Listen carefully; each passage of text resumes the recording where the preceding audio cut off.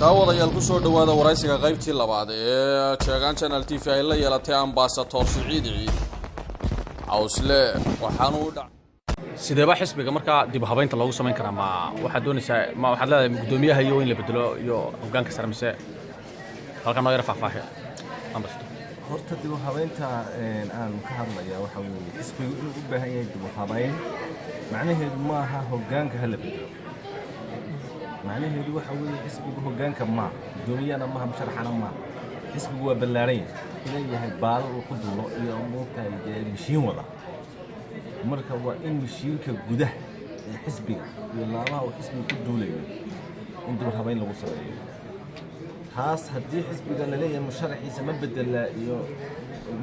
waxa weeye madayna taas waa mid xisbiga u taala waxa weeye golihiisa dhexe laakiin xisbigu inuu u baahan yahay dib u habeyn waxa weeye systemkii markii hore wax ku waday waayo waxaa timi xukuumad cusub oo waliba aynu tartamnay inagu silaayo xisbiga wadani lama tartamin silaayo laakiin wuxuu la tartamay hadda waa Muuse marka xukuumad cusub baa timi xukuumadda timi sidii aynu waxa weeye dabarka ugu hayn lahayn oo xisbigu u noqon lahaa xisbi mucaarada oo waxa weeye adag oo ummadda Soomaaliland oo dhan ku soo dhawaato oo waxa weeye u noqdo dabar xukuumadda oo wixii wanaagsan ayada waa mahadsantiin halka ka sii wada wixii khaldanayada ka jooga waa khaldantiin oo kasbani kara shacabka Soomaaliland gudaha ma loo baahan sidoo hore u kasbana marka dib u habeyntu waa sheyga xisbiga waxa weeye waxbayn balaaran lagu sameeyay sida uu inoo sheegay gudoomiyuhu inagu ku taakiidin doono ku taageero kulan bay maalin dhowto mas'uuliyiinta xisbiga ugu sareysan la yeeshay madaxweyne Muuse Biixi saad aragtay kulankaas iyo wallahi kulankaas anigu waxaan leeyahay waqtigiisa weeyii dad badan oo waxa weeye diidana wanaagay mid baan soo sheegay cid walba oo waxa weeye Muuse ama diiday ama ka soo horjeeday ama la soo tarsantay Muuse maanta madaxweynaha Jamhuuriyadda Soomaaliya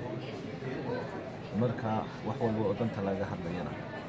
waxa weeye waa laga hadlayaa waayo waxa weeye madaxweynaha qaranka Muuse Soomaaliland ama waxa weeye isaga kala diray ama isaga miday labadaas marka anigu waxaan leeyahay gudoomiyuhu ku mahadsanyihiin oo la kulmay danta Soomaaliland oo kala hadlay wixii xisbiga iyo siyaasadda gudaha iyo dibadda xuseeyana kaalintooda oo u qaato xisbiga wadani sida aaminsan waayo xisbi kale oo maanta oran kara xisbigaas hadda jira mada aaminsan oo waxa weeye iska xisbi kale mucaarad oo xisbi kale mucaarad hadda uu ognahay maanta halka ku dilbiyay waxa dhacday maalin dhowto arrin aad saxaafaddu u soo hadal qaaday oo ahayd lala yaabay oo adigu dad badan oo mas'uuliyiin ka hadleen wasiiradii hore ayaa waxay ku yeesheen qado magaalada Hargeysa marka hadalka aad baa la isu dhaxay saad aragtay adigu xisbihan saa aragtay dadka xisbiga wadani ma aqoon ambassador hanadu saad aragtay iyo siyaasad horta anigu xisbiga wadani afkiisa ku hadli maayo afka xukuumadda ku hadli maayo afkayga ma ku hadlaya ani aragtidayda waxa ila muuqataa nimankaasu niman waxa weeye murtis maanta Soomaaliyeed nina dhaqasho ku dhex jooga nina dhaqasho kugu dhabartamay nina dhuunu ku dhex jooga marka nimankaas awalba niman Muuse dhuunu kula socday oo mabda kula socday oo waxa weeye mabda ku taageeray oo waxa weeye kursiga inay ku soo noqdaan iyo si u soo noqdaan si walba ha u soo noqdaan oo midba meel ka soo galay sida Cabdullaahi Dheere inoo sheegay bay kula socdeen waayo haddii waxaa la yidhi nina dhuunu ku dhex jooga nina dhaqasho kugu dhabarmay waayo haddii ay ka talinayaan in hoggaankii iyo musharaxii ay wateen uu guulaystay waxa weeye way ku hambaliyeen lahaayeen meelay maanta ay ka waxa ii muuqata aniga niman mucaarada soo hadlay waayo taa labada nin hadlayay waxa la madaxweyne maanta jooga waxa weeye Muuse wey madaxweynihii hore wuxuu mudan yahay madaxweynihii hore ma oranay sabab ay maanta isu soo urursadaan iyagoo waxa weeye dekanadii looga dalka geystay oo dhibaatada maanta Soomaaliland ka jirta ay nimankaas loo tirinayay inay hadda maanta intay meel soo fadhiisanayaan waxa weeye kulan baynu samaysanayna waa isku xidhnaan waxa iska xidhnaan aniga meesha ma taalo meesha dawladda ka jirta marka nimankaas dee jabhadii wasiirada noqonayaan sida la sheegay hadday jabhadii wasiirada noqonayaan iyaga u taala kooran waxa jira heshiiskii baa warar sheegaya in heshiiskii la kansalayo inkastoo horena ku weydiiyey haddii la kansalo xisbiga wadani markii horena waxa la sheegay in Cabdiraxmaan Ciro ragii saxiixay ee golaha baarlamaanka ku ansixiyay kamid ahaa xisbiga wadani marka ma soo dhaweynaya markan والله نية وأنا قلت هاسر عبد الرحمن عهود مركز الدنيا قالها وكيل لها تمام هو حاول شو القدوم مسوها ليش الكلية وبدنا يدي حل بعض الكلية هاي وحوحة وتين الكلية هاي عبد الرحمن من الدين كريم من أوجراني كريم وايو وكلها هالعطم لها وأنا شو القدوم طلبات حزبي والله حزبي وده هوجاني عد لقى الحدود ليه هي مبدأ وده كهذا الكلام لكن أنا تاس إسماعيل أو قوس شخصيا قاد لي في حزبي قال ما لكن أنا وحن تاجر سنة إنها شيء كاس هديد دبها يسلو سنين يبحث معه وحي الله على يسار له لكن هديد أنت قرن الله أركو إنه جود هي أسيس اللودة وهو شيء كاس وكله هديد وحكومة ده ما أنت تشتري يدي كل مية بالدليل بقى مثلا كل مية كله جوليستي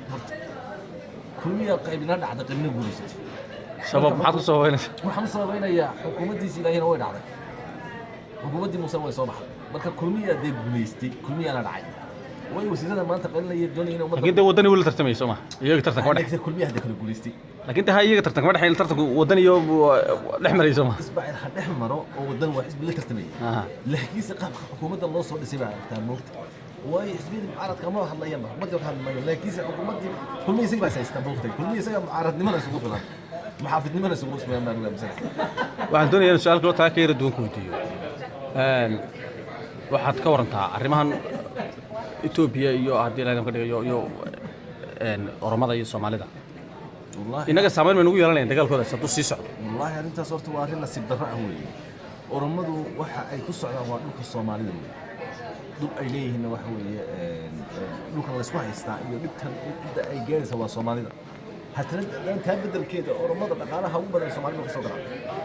oo ay geedka mukhaadaraadka umada baabiyay boqolkiiba 80 dhaqaalahooda Oromada ku xidhay waa bahalka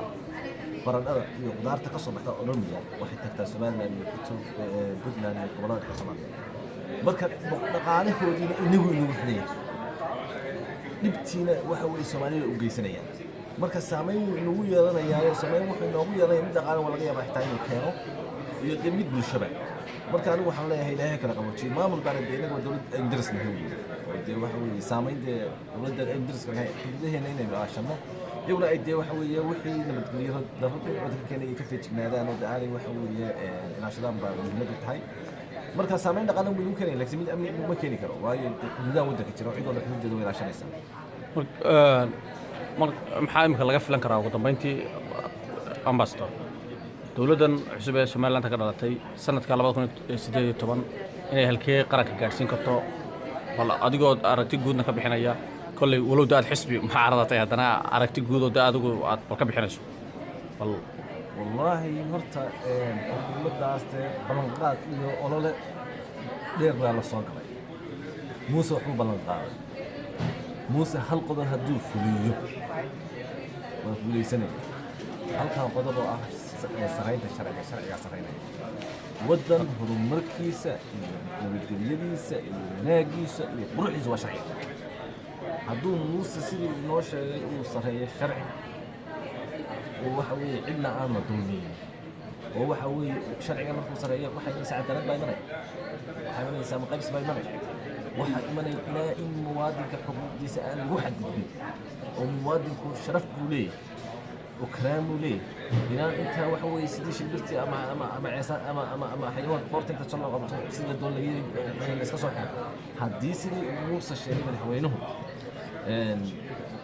sharcigu uu sareeyana muuse waa guulaysan iyo xukuumaddiisa haddii sharcigu uu sareyn waayo oo waxa weeye sidii la doono la iska yeelo oo waxa weeye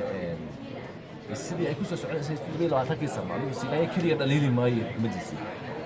xukuumadda aan u dubaan ahaa haddana dhaliil waxa weeye wixii la doono la iska sameeyay marna sharci Soomaaliya kama sareeyay haddii sharcigu uu waxa weeye sareeyana muuse sharciga inuu aduu fuliyo haddii uu sidii ay ku socotana واجيب ليش هذه تشوف وين وكنت تقول لك نشوف ما أمزني يسبدلون ولا حاجة ambassador Saciid waraysigeena wuxuu joogaa qaybihii ugu dambeeyay ee gabagabada waxaan doonayaa inaan wax ka weydiiyo arrimaha dawladda Soomaaliya imika waxa ka jira xasaasiyado badan baa ka jira mucaarad baa ku kacsan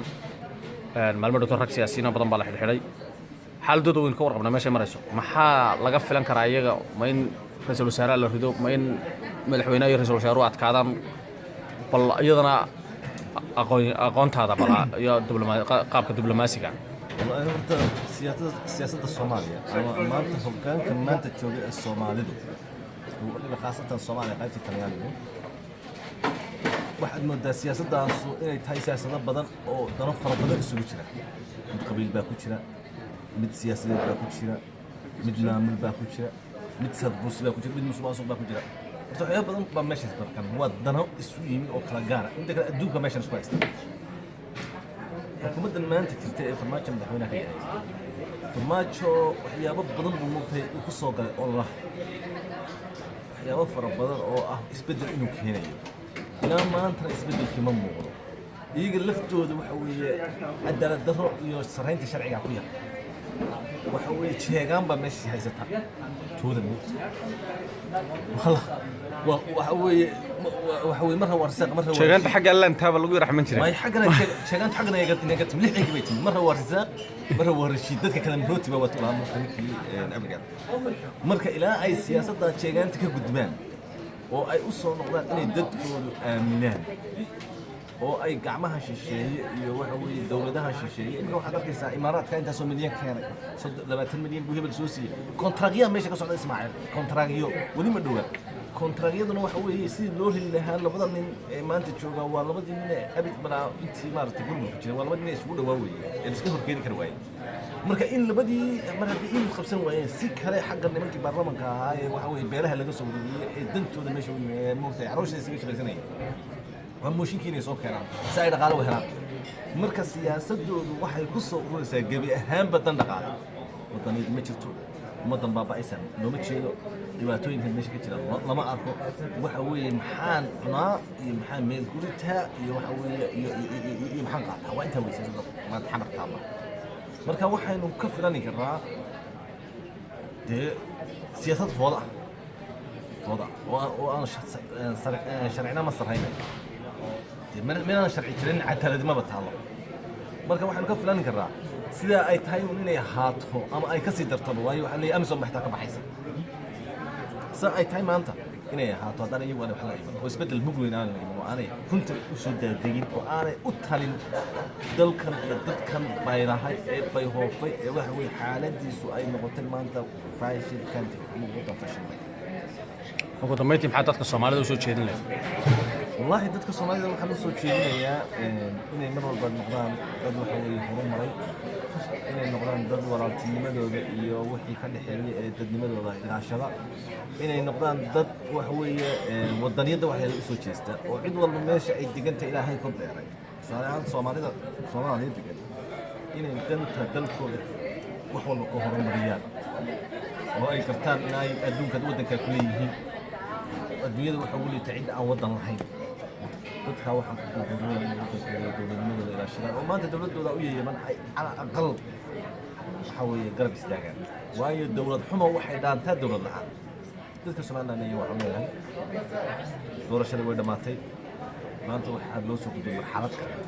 marxaladda kale waxa weeye marxaladii wadanka uu horumar gaari lahaa oo halkii ay xukuumaddiisa ay soo gaarsiisay dib u dhac iyo horumarkeed doontaa noqotay kor looga soo qaadi lahaa وموسى waxa way waqti la chance موسى chance hala siiyo buuqaha laga daayo dustuska laga daayo waliba Muuse hadii uu doonayo inuu guulaysto waa inuu ardaygiisa iska fogeeyaa ardaygiisa iska fogeeyo oo ummadda kale soo dhaweysto kalsooni badan buu helaya laakiin hadduu ardaygiisa isku xeero waxay noqonaysaa inuu fashilmo marka waxaan leeyahay ma jeclayn Soomaaliya fashilanto dowladdu fashilanto أنا معارض معنا لكن معارض واحد سيء وحجوسنا يعني marka waxaan leeyahay annaguna waxaan soo yeelay in meel wanaagsan uu soo gaarsiiyano kala wareegno kadib meesha wanaagsan hore wasi qaad aad ban baabaaday ma rabbayno muqtaan kala wareegno aad ban kugu mahadnaqaynaa waraysigaasna waxaan ugu kala yeelanay ambassador Saciid Cawsle